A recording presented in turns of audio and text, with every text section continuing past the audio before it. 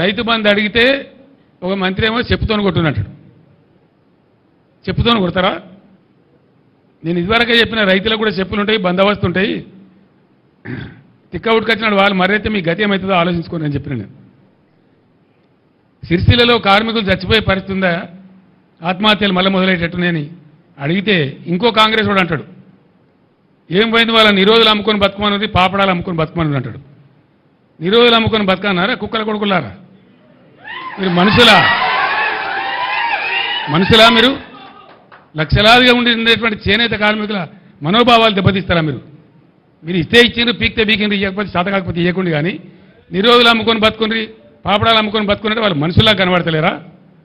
గర్జిస్తారు బిడ్డ, చేనేత కార్మికులే ఇలా పులులే గర్జిస్తారు, మిమ్మల్ని తరిమి కొడతారు, జాగ్రత్త అని చెప్పి నేను హెచ్చరిస్తా ఉన్నా. నిన్న మొన్న ఒక నక్క బయలుదేరింది, మొన్న సూర్యాపేటకు పోయింది, నిన్న కరీంనగర్ పోయింది. ఆయన అంటుండు నన్ను ఏం బిక్తారు మీరని. మొన్న మాట్లాడింది మీరు చూసుంటారు, కేసీఆర్ గారు మాట్లాడింది, నా ఎంటిక కూడా బీకలేరని మాజీ ముఖ్యమంత్రిగా మాట్లాడిండు. ఇది మాజీ ముఖ్యమంత్రి మాట్లాడే భాషనేనా? భాష గురించి, భావం గురించి, ప్రజా సమస్యల గురించి మాట్లాడే చంద్రశేఖర్ రావు 10 సంవత్సరాలు ఈ తెలంగాణ రాష్ట్రంని పట్టి పీడించి వేధించి దోసుకొని దోపిడి దొంగలాక అడవి పందుల్లాక తెలంగాణ రాష్ట్రాన్ని సర్వనాశనం చేసి 10 సంవత్సరాలలో 100 సంవత్సరాల విధ్వంసం చేసినావు. ఇవాళ మమ్మల్ని ఎంటిక బీకలేరంటావా? మా కాంగ్రెస్ పార్టీ కార్యకర్తలు అనుకుంటే నీ ముడ్డి మీద డ్రాయర్ కూడా ఉండదు పీకడం మొదలు పెడితే బిడ్డ. ఇంకేం మాట్లాడతారు? చేనేత కార్మికులు మొన్నటిదాకా దొబ్బి తిన్నారట. దొబ్బి తిన్నారా? దొంగనా కొడుకులారా?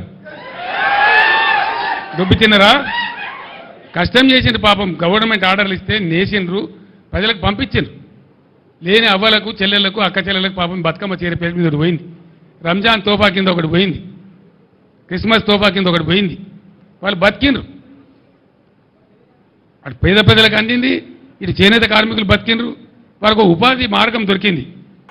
నువ్వు అనుకుంటున్నావేమో కాలు ఇరిగిందని, లేకపోతే కట్టెపట్టుకొని నడుస్తున్నా అని, కూతురు జైలుకు పోయిందని, అధికారం కోల్పోయిందని. కొంతకాలం మేము సంయమనం పాటించినాం. ఏ మనిషికైనా కష్టం వచ్చినప్పుడు మేము మానవత్వంతో మీ గురించి మాట్లాడకుండా మర్యాద పూర్వకంగా వ్యవహరించినాం. ఇవాళ నువ్వు అనుకుంటున్నావు నువ్వు ఏది పడితే అది మాట్లాడితే చూస్తూ ఊరుకుంటామని. చూస్తూ ఊరుకునేటోడు ఎవరు లేరు. నేను పెద్దలు జానారెడ్డి గారి లాగా కాదు, నేను రేవంత్ రెడ్డిని బిడ్డ. అంగిలాగు ఊడదీసి నువ్వు మాట్లాడే లత్కోర్ లఫంగ మాటలకు చెర్లపల్లి జైల్లో చిప్పకూడు తినిపిస్తా బిడ్డ. నువ్వు అనుకుంటున్నావేమో.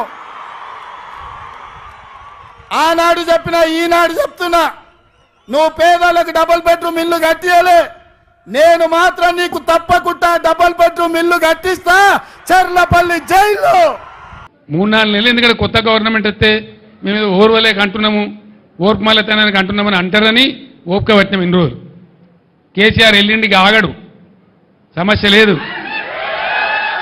1 జిల్లా 2 జిల్లాలు కాదు, ఎక్కడ రైతులకు కష్టం ఉంటే అక్కడ గద్ద లెక్క వాళ్తా మీ సంగతి మీ భర్తమేందో తేలే విధంగా 100కు 100% మీద పోరాటం చేస్తాం. ఈ పోరాటం ఒక రోజుతోనో ఒక పూటతోని ఒక తమాషతోనే అయ్యేది కాదు. కొడుకు కోడలు వస్తే యాడు ఉండాలి, బిడ్డ అల్లుడు వస్తే యాడు ఉండాలి. అందరు కలిసి చెర్లపల్లి జైల్లో ఉండేటట్టు మీకు డబుల్ బెడ్రూమ్ ఇల్లు కట్టించే బాధ్యత మా లక్షలాది మంది కాంగ్రెస్ పార్టీ కార్యకర్తలు తీసుకుంటారని చెప్పి నేను ఈ వేదిక మీద నుంచి చెప్పదలుచుకున్నా. మీరు కొత్త పీకి పడగొట్టింది ఏమి లేదు, మీతో కాదు. మీ ప్రభుత్వమే లత్కోర్ల ప్రభుత్వం ఉన్నది. అడ్డమైన మాటలు మాట్లాడి మీరు 1.8% ఓట్లు ఎక్కువ వచ్చి మీరు గెలిచినారు మాకంటే. మేమేం రౌట్ కాలే, ప్రధాన ప్రతిపక్షంగా ఉన్నాం. మాకు 37% ఓట్లు వచ్చినాయి, మీకు 38.9% ఓట్లు వచ్చినాయి, అంతే. 38.8%. జస్ట్ 1.8% ఓట్లు మీకు వచ్చినాయి ఎక్కువ. ఎందువల్ల? మీ లత్కోరు వాగ్దానాల వల్ల, మీ ఉల్టా సీదా వాగ్దానాల వల్ల.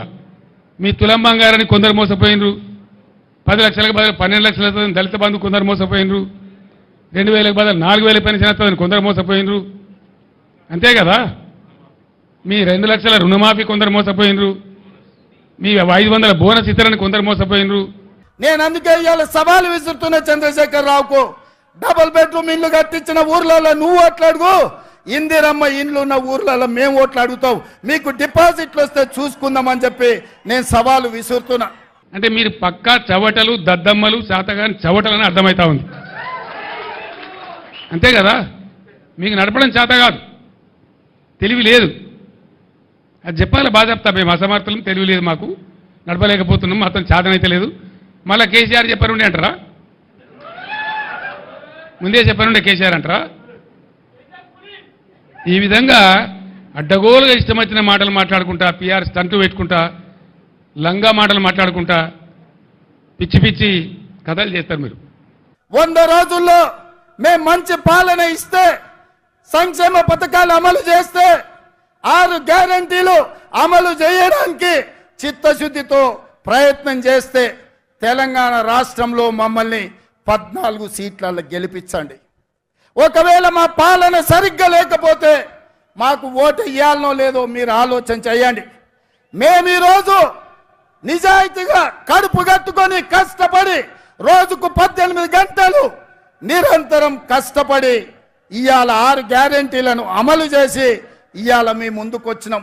అందుకే తెలంగాణ సమాజానికి మేము భవిష్యత్తులో మంచి పాలన అందించాలి, ఢిల్లీ నుంచి నిధులు తెచ్చుకోవాలి, ఢిల్లీ నుంచి అనుమతులు తెచ్చుకోవాలి అంటే తెలంగాణ నుంచి 14 ఎంపీలు మాకు కావాలి.